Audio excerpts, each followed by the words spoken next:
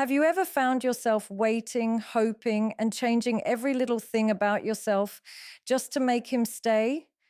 You wonder if he'll ever notice your efforts, or if maybe, just maybe, you're chasing a version of love that doesn't even exist. Today, let's talk about why you can't change a man and how to finally stop being clingy so you can love without losing yourself. You cannot change someone who doesn't want to change. It's a truth that often feels cruel because love, in its purest form, convinces us that effort, sacrifice, and patience can overcome any obstacle.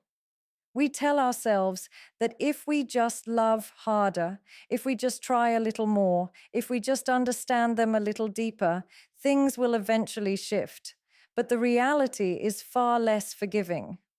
People only truly transform when the desire for change comes from within, not from external pressure.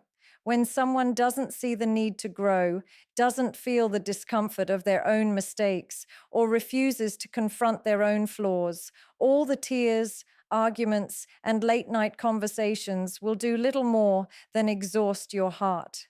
You can stand beside them, you can hold their hand through moments of vulnerability, and you can even guide them, but ultimately the decision to evolve is theirs alone.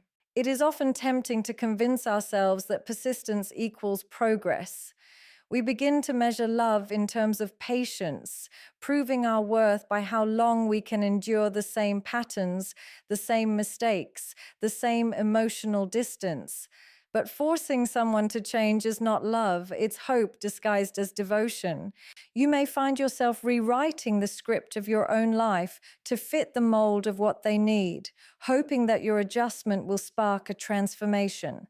You might endure disrespect, tolerate indifference, or rationalize their behavior, whispering to yourself that this is just a phase, that deep down they'll recognize their wrongs. Yet, the harsh truth is that change is never sustainable when it is unwilling. It may appear for a fleeting moment, a gesture or a promise, but without genuine intent, it will dissolve just as quickly as it appeared, leaving you wondering where all your effort went. What often complicates this realization is the deep emotional investment we place in someone else's growth. Love is intoxicating. It convinces us that if we sacrifice enough, if we care enough, if we love enough, we can alter the very fabric of another person's being. But this belief carries a hidden danger. It teaches us to compromise our boundaries, silence our needs, and overlook the patterns that hurt us, all in the name of helping them change. And while empathy and support are beautiful qualities, they lose their value when they become tools to manipulate transformation that isn't desired. You can encourage, you can guide, you can inspire, but you cannot write someone else's story for them. The realization that someone cannot change unless they want to is often accompanied by grief, disappointment, and even self-blame. It forces us to confront the uncomfortable truth that love is not always enough. You may have poured your heart into someone else's growth, believed in their potential, and imagined a future shaped by change. But when that change doesn't come, you are left with the stark understanding that the heart you tried to mold was never ready to evolve. And in that understanding lies the beginning of clarity, not as a dramatic ending, but as a quiet awakening to the reality that transformation is never something you can impose on another soul. Recognizing clinginess is often the first step toward understanding the ways in which we let fear, insecurity, and dependency infiltrate our relationships. It's not always easy to admit, because being clingy is rarely a conscious choice. Most of the time, it stems from a deep need for reassurance, a desperate desire to be seen, loved, and valued by someone whose presence feels essential to your emotional survival. Clinginess doesn't announce itself with obvious warning signs. It creeps into daily routines, conversations, and thoughts. You may find yourself constantly checking your phone, waiting for a message that hasn't come, or reading too deeply into casual words and gestures, looking for hidden meanings or evidence of affection.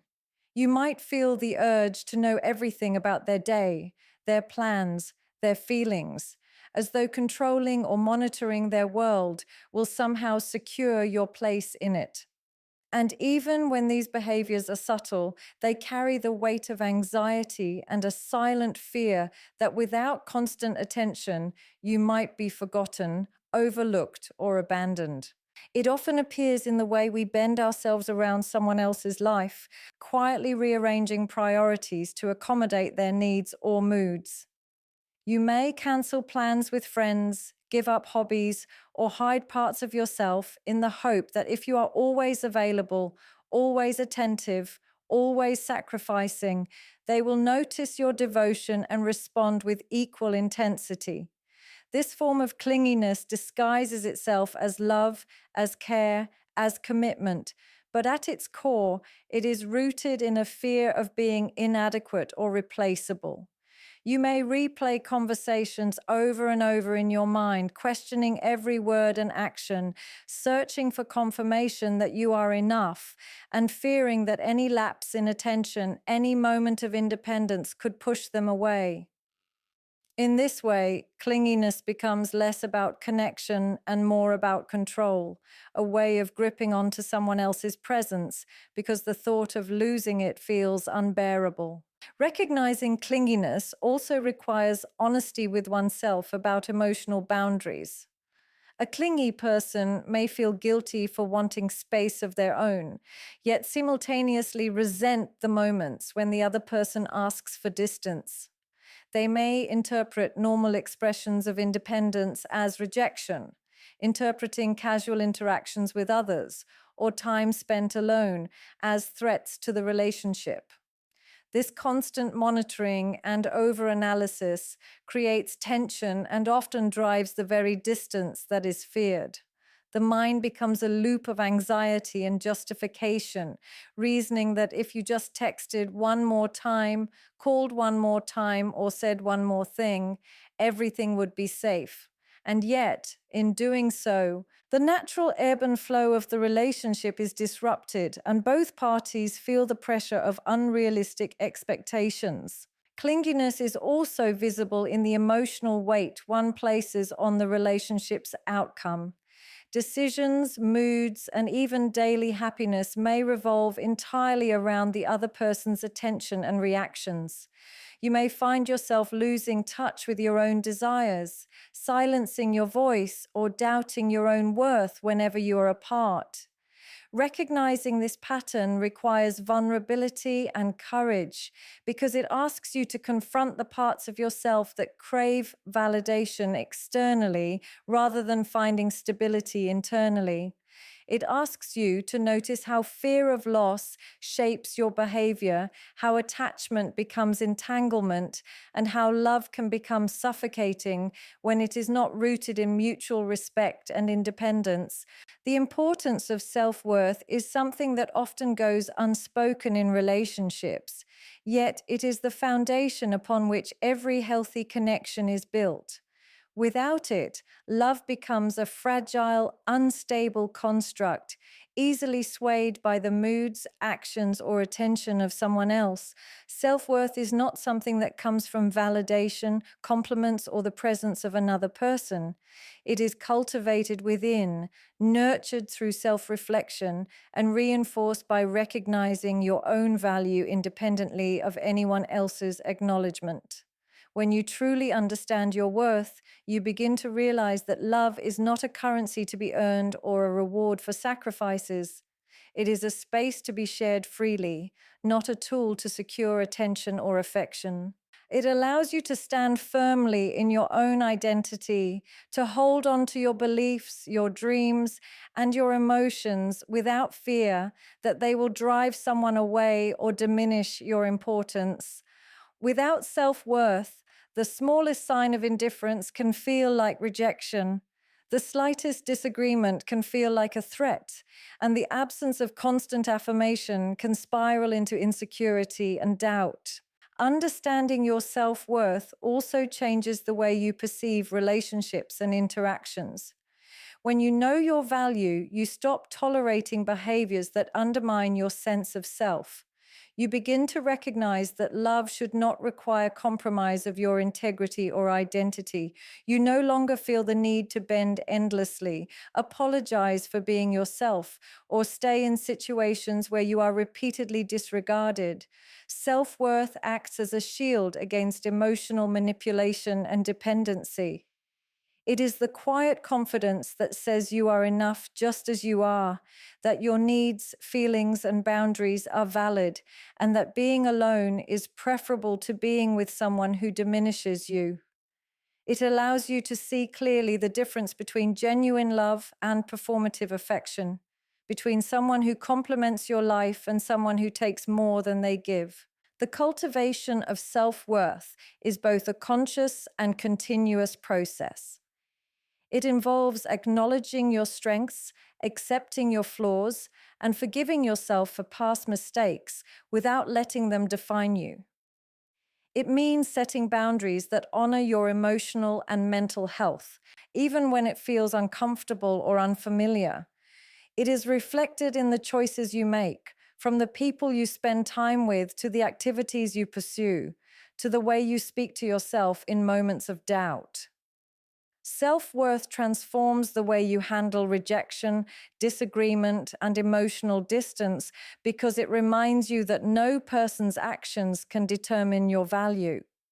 When you feel grounded in your own worth, clinginess begins to fade, insecurity loses its grip, and the constant need for reassurance diminishes because you have created a stable foundation that no one else can shake.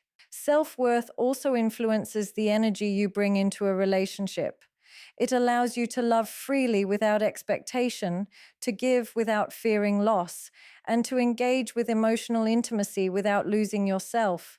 It teaches you patience with yourself and others, but not at the expense of your dignity or happiness. When your self-worth is intact, you can communicate your needs clearly, assert your boundaries confidently, and step back when someone's actions are harmful, all while remaining compassionate and understanding. It shifts the dynamic from dependency to mutual respect, from anxiety-driven attachment to authentic connection, and from fear of abandonment to a calm sense of security in your own being. Healthy boundaries are the invisible lines that protect your emotional, mental, and physical well-being in any relationship. Yet so many of us struggle to define or uphold them. They are often misunderstood as selfishness or detachment, but in reality, they are the truest form of self-respect. Boundaries are not walls meant to shut others out. They are lines that create space for mutual understanding, trust, and genuine connection. They teach people how to treat you and clarify what is acceptable and what is not. Without boundaries, it becomes all too easy to lose yourself in someone else's expectations, opinions, or moods. You may find yourself constantly adjusting your behavior, suppressing your emotions, or bending your principles in order to keep the peace or gain approval. Over time, this erodes your sense of identity and feeds patterns of clinginess, insecurity, and resentment. Healthy boundaries, on the other hand, create a balance where you can love openly without compromising who you are or tolerating behavior that diminishes your worth. Understanding boundaries begins with awareness of your own needs, limitations, and emotional triggers. It requires asking yourself difficult questions about what makes you uncomfortable, what drains your energy, and what leaves you feeling unseen or undervalued. It also involves recognizing that your feelings are valid and that asserting them is not an act of aggression, but of self-preservation. Boundaries can take many forms. Saying no when something doesn't serve your well-being, requesting space when you need it, limiting discussions that are emotionally toxic, or refusing to accept behavior that crosses the line. They are personal, situational, and flexible, but they must never be compromised out of fear of rejection or desire for approval. When boundaries are respected, relationships flourish because both parties feel safe, valued, and free to express themselves without fear of manipulation or resentment. Maintaining boundaries also requires consistency and courage because people will inevitably test them. There will be moments when someone tries to guilt you into bending your rules, pressures you to overextend yourself, or dismisses your requests as overreaction. These are the moments when your commitment to your own well being is truly tested. Healthy boundaries are reinforced through communication, clarity, and sometimes discomfort, because saying what you need or defending your limits can be unsettling, especially if you are used to people pleasing or sacrificing your needs for others. But in those moments, boundaries are a declaration of self respect. They are a reminder that your emotional and mental health are not negotiable and that authentic relationships cannot thrive on codependency or compromise of self. Boundaries also shape the quality of intimacy in relationships. When both people understand and honor each other's limits, love becomes less about constant reassurance and more about freedom within connection. You begin to see that asking for space or expressing a need does not signify distance or lack of love. It signifies respect and self awareness. Boundaries teach you to recognize when you are overextending yourself emotionally, when attachment is tipping into clinginess, or when patterns of behavior are unhealthy.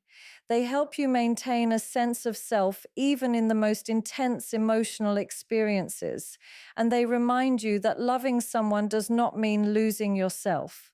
By cultivating boundaries, you create an environment where trust, respect, and mutual care can thrive naturally without the anxiety, insecurity, or fear that often accompany unbalanced relationships. Self love and personal growth are the quiet revolutions that transform the way we relate to ourselves and to the world around us. They are not sudden epiphanies or dramatic changes that occur overnight.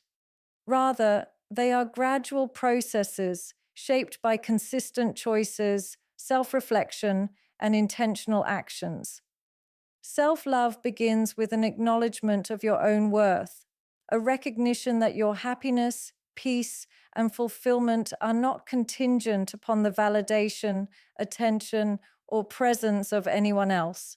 It requires honesty about your strengths and vulnerabilities, compassion for your past mistakes, and patience with your own journey. When you cultivate self love, you stop looking outward for reassurance and begin to find it within. You start to see that your desires, needs, and boundaries are not burdens to be managed, but integral parts of who you are. This internal stability becomes the foundation for personal growth because it allows you to pursue your goals, passions, and dreams without fear of judgment or dependency on others. Personal growth is inseparable from self love because it is the process through which you expand your understanding of yourself and your capabilities. It is about becoming the version of yourself that you are proud of, not the one that fits someone else's expectations. Growth can take many forms: learning to set and enforce boundaries, developing emotional resilience, exploring new skills and interests, or simply nurturing habits that reinforce your mental and physical well being. It often requires stepping out of comfort zones, confronting uncomfortable truths, and making choices that may feel lonely or challenging at first. Yet, each step taken towards self improvement, each moment of courage, reinforces your sense of agency and self respect. You begin to understand that your life does not revolve around another person's attention or affection, and that your fulfillment is something you create, not something you hope to extract from someone else. Self love and personal growth also transform the way we engage in relationships. When you are grounded in your own worth and actively investing in your growth, you naturally shift from a mindset of dependency to one of empowerment. You stop measuring your value by how often someone calls, texts, or affirms you. Instead, you recognize that healthy relationships are reciprocal, built on mutual respect, understanding, and support. You become less clingy because your confidence no longer hinges on someone else's presence. You give love freely without fear or desperation, and you receive it with the calm assurance that it is a choice, not a necessity for your survival. Personal growth allows you to identify patterns that may have previously undermined your happiness, patterns of people pleasing, overextending yourself emotionally, or tolerating disrespect, and gently but firmly break free from them.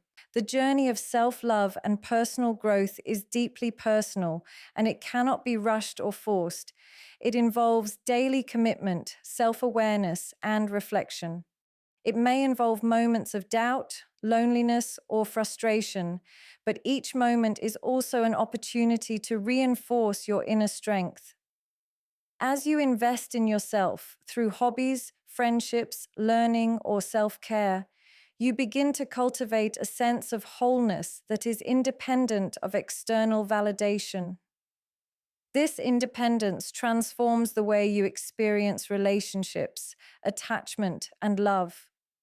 You begin to engage with people from a place of abundance rather than scarcity, from confidence rather than fear, and from authenticity rather than desperation.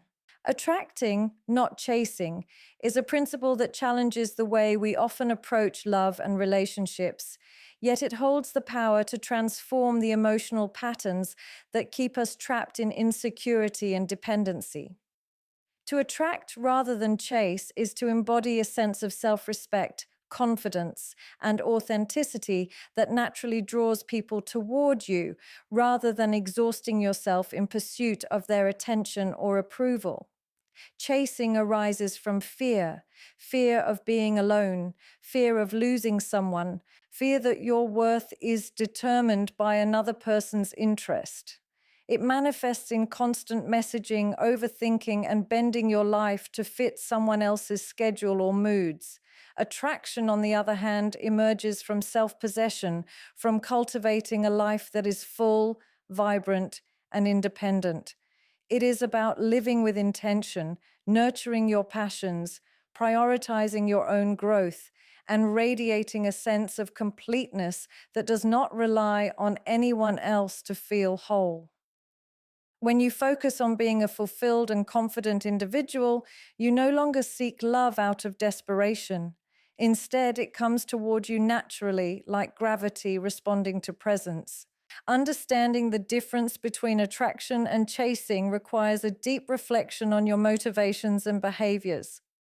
Chasing often feels like a continuous cycle of hope and anxiety, where every small sign, reply, or gesture is magnified into proof of affection or rejection. It is exhausting because your emotional state becomes entirely dependent on someone else's actions, leaving you vulnerable to disappointment and insecurity. Attraction, however, flips this dynamic. It begins with self-awareness, knowing your value, honoring your boundaries, and engaging in relationships from a place of abundance rather than lack. It requires patience and restraint, allowing the other person to show interest on their own terms while you maintain your dignity and self-respect. The energy you project when you are attracting is fundamentally different from the energy of chasing. It is calm, confident, and magnetic, rather than anxious or needy. People are drawn not to desperation, but to presence, confidence, and the quiet assurance that comes from being complete in yourself. Attracting also involves intentionality in how you show up in relationships. It is not passive waiting, but an active cultivation of your best self. You invest in your hobbies, relationships, and personal growth, demonstrating through action that your life is meaningful and fulfilling, even without constant attention from others. You communicate clearly, express your needs authentically, and maintain boundaries that reflect your self-respect.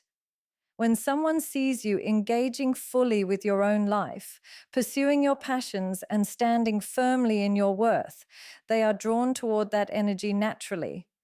Attraction works because it is rooted in authenticity. It cannot be faked or forced. Chasing, on the other hand, relies on manipulation, constant attention, or emotional bargaining, which only creates imbalance and often pushes people away rather than drawing them closer. Finally, attracting rather than chasing shifts the way you experience love and connection. It allows you to enter relationships from a place of confidence rather than fear, to engage with people without losing yourself in the process, and to recognize that true affection is given freely and willingly, not extracted through effort, sacrifice, or anxiety. It encourages patience, self respect, and clarity in your intentions, teaching you that the right person will naturally match the energy you bring, rather than forcing alignment through constant pursuit. Attraction is a reflection of your inner alignment, your growth, and your self love, creating a dynamic where relationships are mutually fulfilling and sustainable. At the end of the day, love is never about changing someone, chasing validation, or losing yourself in the hope of being noticed. It is about understanding your own worth, setting healthy boundaries, and nurturing the version of yourself that feels whole even when alone. When you stop trying to fix someone else and start investing in your own growth, self love, and authenticity, you create a life that attracts respect, care, and genuine connection naturally. True relationships are born from freedom, mutual understanding, and emotional balance, not from desperation or control. By recognizing your patterns, embracing your self worth, and living intentionally, you step into a space where love is not something you beg for. It is something that chooses you because you have chosen yourself first.